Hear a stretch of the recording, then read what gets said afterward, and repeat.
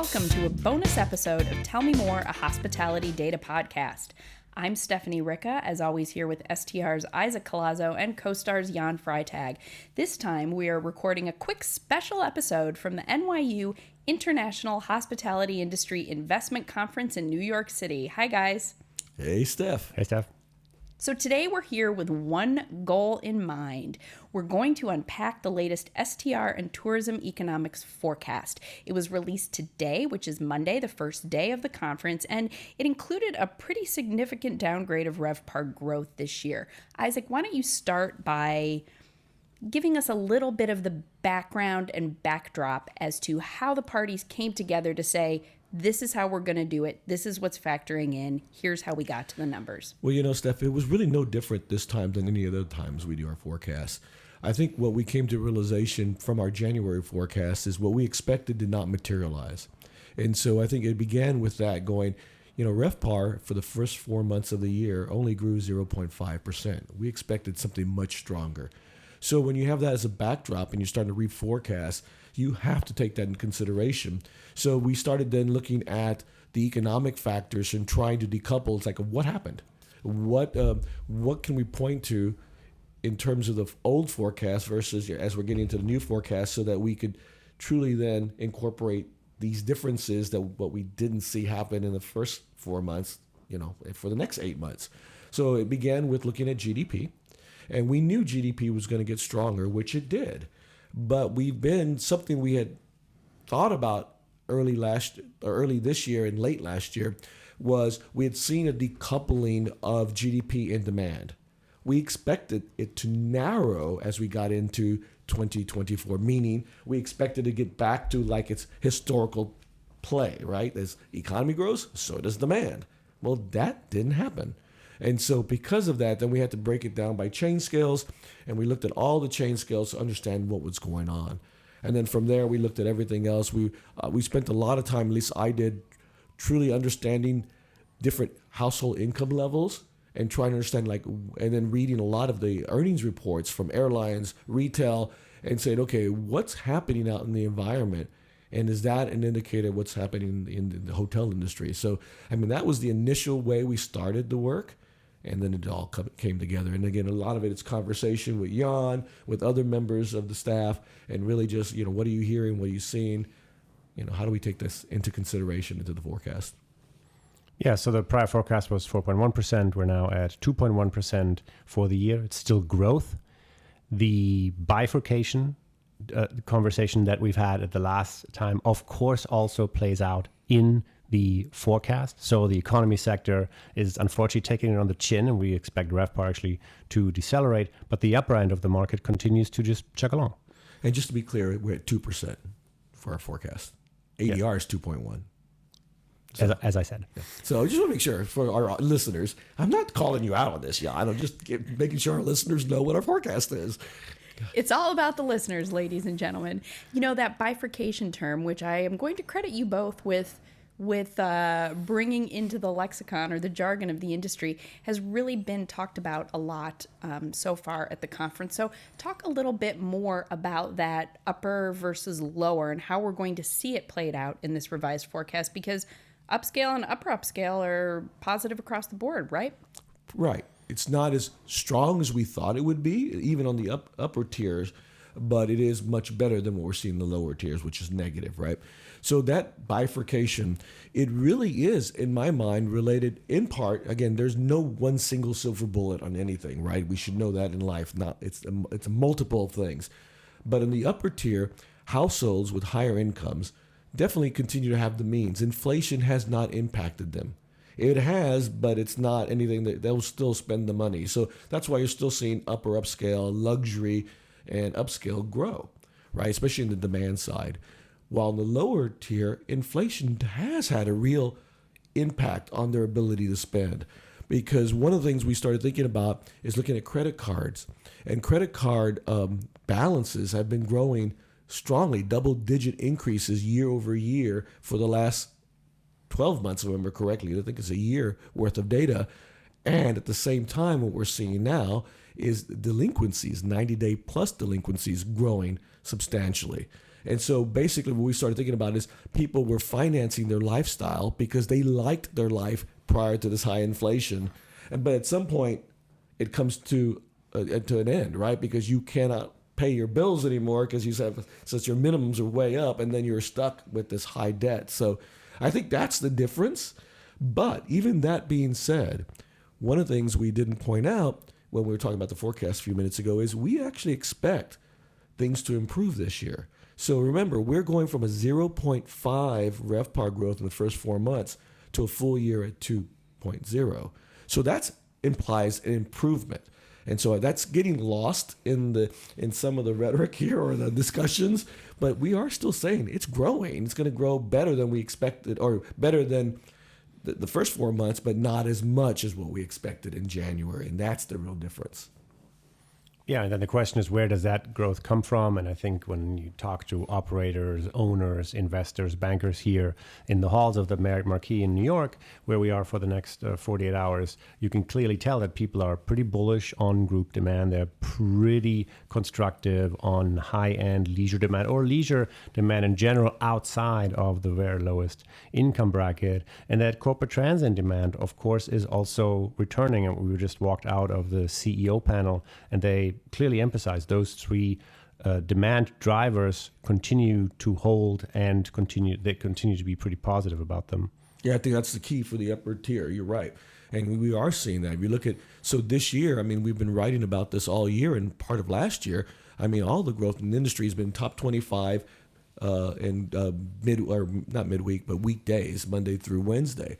And that's where the growth is because of that, what we just talked about. It's the group business coming back, and it's also business transient coming back. So, again, that's why we're going to continue to see that upward momentum in those upper tier chain scales.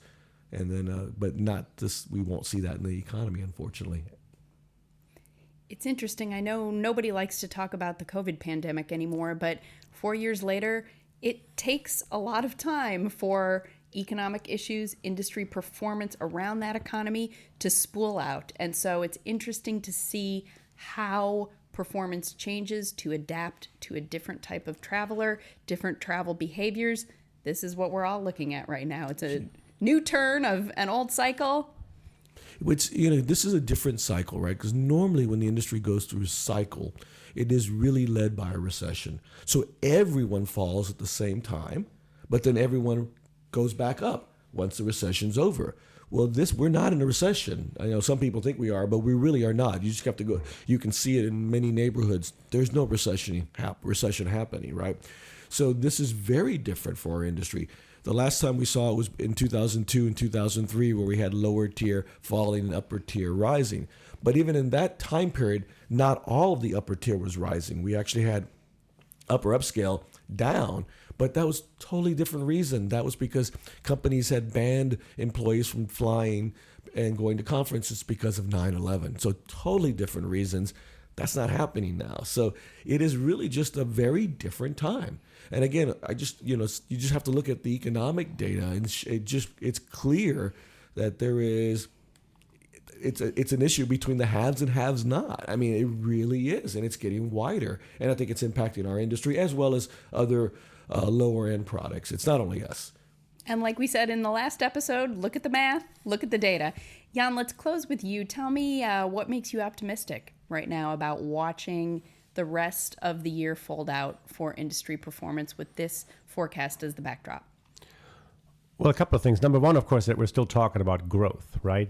GDP is growing and RevPAR is growing. So that's a good thing. And then when I sit in the debt panels here or in the finance panels, there just seems to be so much optimism about a runway that is going to extend into next year and further on. Everybody's hoping, expecting a rate cut from the Federal Reserve, or maybe two, who knows? But that is, as somebody said this morning, maybe not maturely in the spreadsheet, but very much material for the psychology of the deal makers.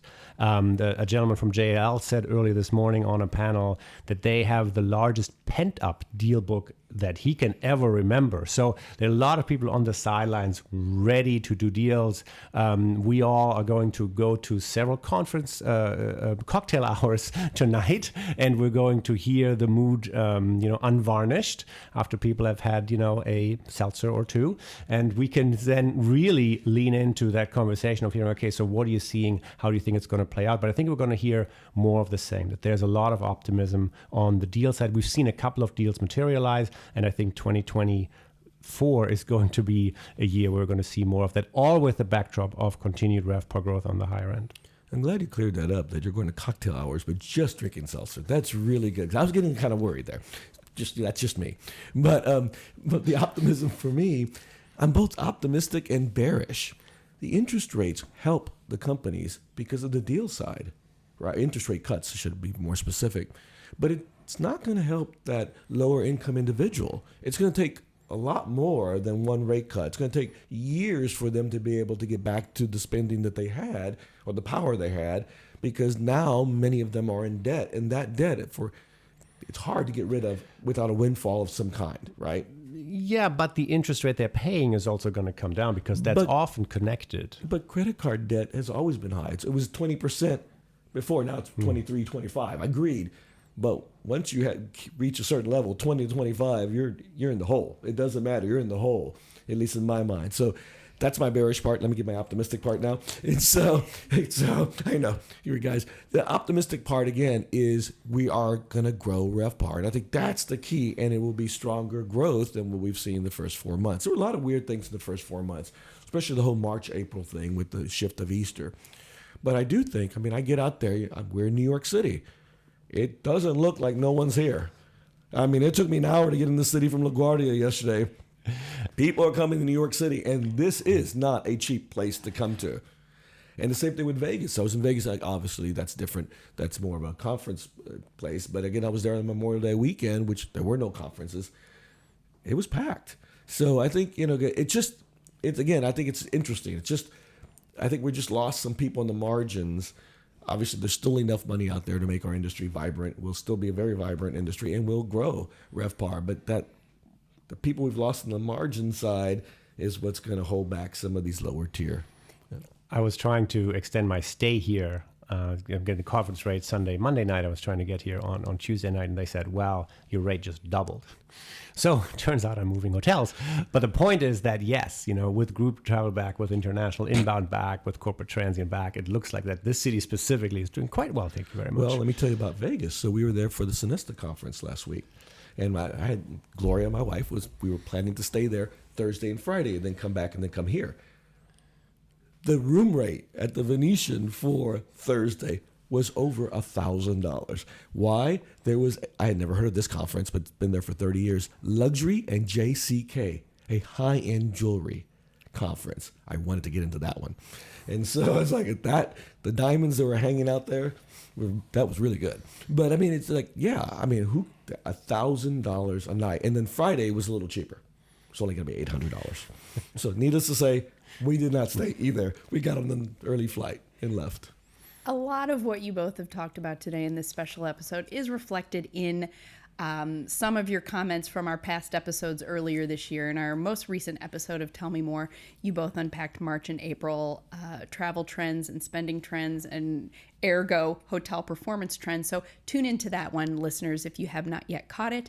And thank you both for your insight. And thank you to our listeners of this special bonus episode. Find the latest global hotel industry news on hotelnewsnow.com. Find this podcast wherever you like to listen, and give these guys both follows on LinkedIn. We will be back to our normal monthly podcasting schedule later this month. Thanks, guys. See you then. Great. Bye. Thanks, Steph.